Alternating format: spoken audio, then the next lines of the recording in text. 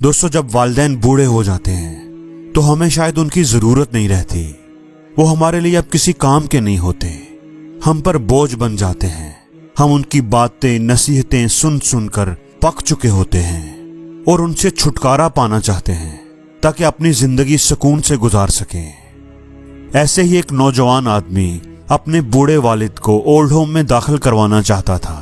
وہ کسی اچھے اولڈ ہوم کی تلاش میں تھا تاکہ والد صاحب کی باقی کی زندگی اچھی گزر سکے. وہ ایک اولڈ ہوم کے مینیجر کے پاس آیا اور پوچھا کہ میں اپنے والد صاحب کو آپ کے ہاں داخل کروانا چاہتا ہوں. آپ کی کیا ریکوائرمنٹس ہیں؟ کون کون سے کاغذات درکار ہوں گے؟ بوڑھے مینیجر نے رجسٹر سے سر اٹھایا اور مسکراتے ہوئے بولا، اپنے والد کو ہمارے ہاں داخل کروانے کے لیے یہ ضروری ہے کہ آپ کے پاس درج ذیل کاغذات موجود ہوں. سب سے پہلا آپ کے والد کی تصویر جب وہ آپ کی والدہ کو پیدائش کے وقت ہاسپٹل لے کر جا رہے تھے. اس کے بعد آپ کی پیدائش کے دن کی تصویر جب آپ کے والد نے آپ کو خوشی اور مسرت سے گود میں اٹھایا ہوا تھا اور آپ کے کان میں اذان دے رہے تھے.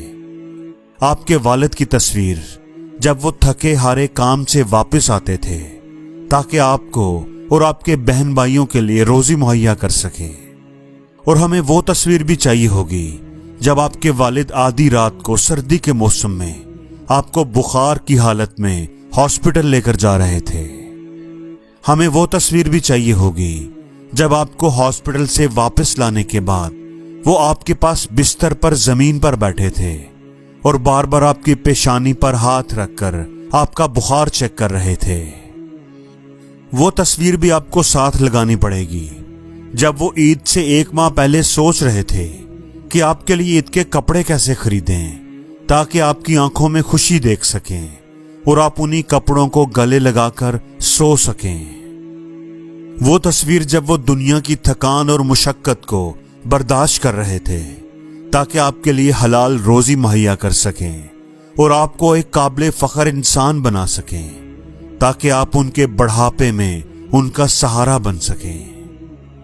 وہ خفیہ تصویر جب وہ گھر میں داخل ہونے سے پہلے اپنے آنسوؤں کو پوچھ رہے تھے تاکہ کوئی ان کی حالت نہ جان سکے کہ وہ کتنی پریشانی میں ہیں.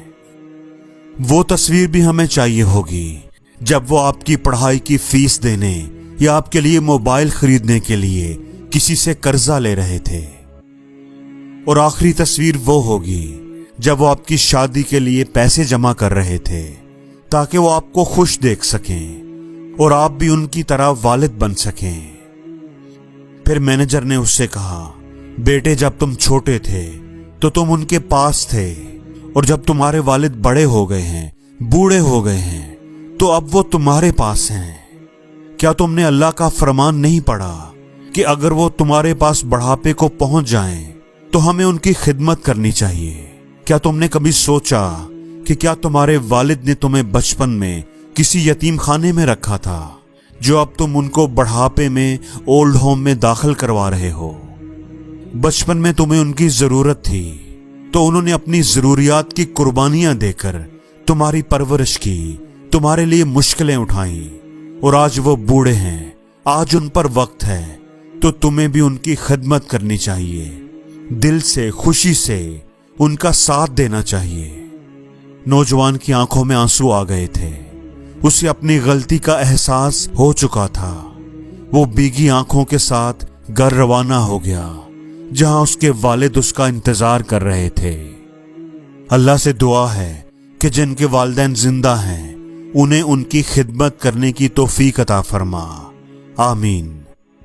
اے میرے رب، میرے والدین پر رحم فرما جیسا کہ انہوں نے بچپن میں میرے ساتھ رحم کیا تھا. آمین.